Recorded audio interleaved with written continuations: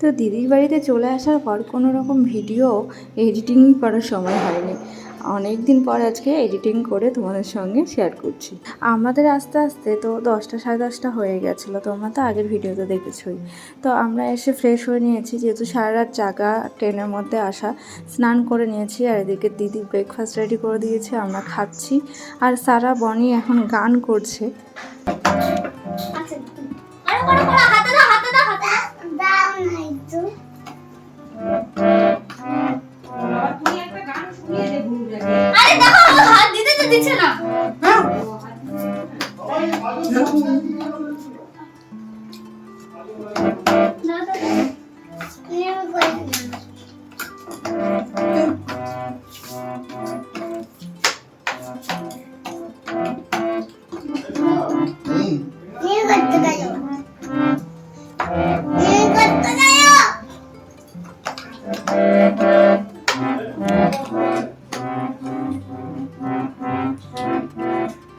গানটা কর, খালি করে আওয়াজ করলে হবে?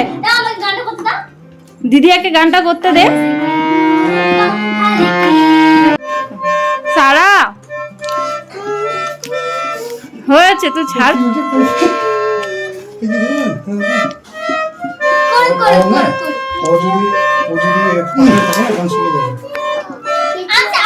গানই পর্ব এটা শেষ হলো।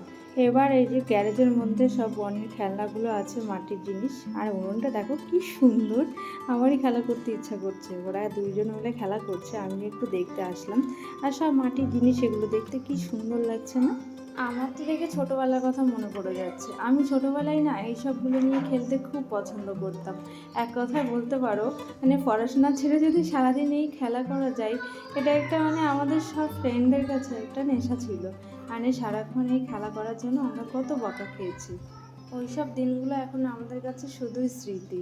যদিও আমাদের মতন ওই ধরনের খেলা এখনকার বাচ্চারা পায় না বললেই চলে। আমি প্রত্যেকটা জিনিস হাত দিয়ে দেখছি, মানে এত ভালো লাগছিল। আর এমনিতেই দেখবি ছোটো জিনিস দেখতে খুবই ভালো লাগে, আর মাটির জিনিস তো আরোই ভালো লাগে। আর দিদিয়া সাজিয়ে দিয়েছে, টিপ কী পরিয়ে দিয়েছে। আর ইনি একটা কাঁধে ব্যাগও জড়িয়ে নিয়েছে। অনেকদিন পর একসাথে হয়েছে, দুই বোনে খেলা করছে বেশ ভালোই। সারাও এখন একটু বড় হয়ে গেছে। দিদি রান্নাবান্না সব কমপ্লিটও হয়ে গেছে। এখন আমরা সবাই মিলে খেতে বসেছি। দিদি ভাতও বেড়ে নিয়েছে সবার জন্য, অনেক কিছুই রান্না হয়েছে। এটা হচ্ছে পাট শাক। পাট শাক খেতে বেশ ভালোই লাগে, খুব একটা খারাপ লাগে না, কিন্তু আমাদের যেন সেভাবে খাওয়াই হয় না। আর হয়েছে চিংড়ি দিয়ে এঁচোড়, তারপরে মসুরির ডাল হয়েছে, ডিমের কারি হয়েছে। আর এদিকে ছিল ক্ষীর দই। এই ক্ষীর দইটা আমাদের ওদিকে পাওয়াই যায় না। তারপরে ছিল সন্দেশ, অনেক কিছু ছিল। ক্ষীর দইটা খেতে বেশ ভালো, কিন্তু খুবই মিষ্টি। আর এখন হচ্ছে বিকাল হয়ে গেছে, এখন মাইমারা চলে যাচ্ছে, মানে দিদির শাশুড়ি আর ননদ। আসলে দিদিদের গ্রামের যে বাড়ি রয়েছে সেখানে মাইমা আর দিদি, মানে দিদির ননদ থাকে সেখানে।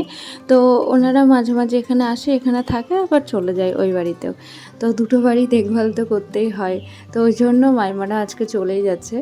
আর আমরা সবাই মিলে এখন একটু গল্প করছি, এখনই ওনারা চলে যাবে তাই।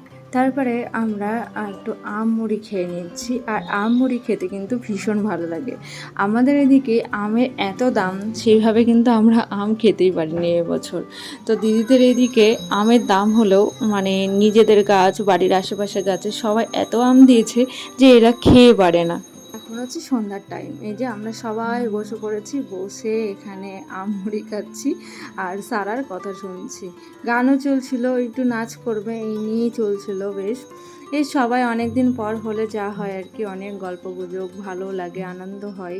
তো এইরকম মাঝে মাঝে তো হলে ভালোই হয়, কিন্তু আমাদের মানে দুজনের বাড়ির ডিস্টেন্সটা এতটাই যে হুট করে চাইলেই চলে যাওয়া যায় না। আর মানে ওরাও চাইলে আসতে পারে না, যদিও জিজু ওই দিকেই থাকে, আমাদের ওই দিকেই কলকাতাতেই পোস্টিং আছে, যে কারণে জিজুর সঙ্গে যাও বা একটু দেখা হয়, দিদিদের সঙ্গে একদমই হয় না।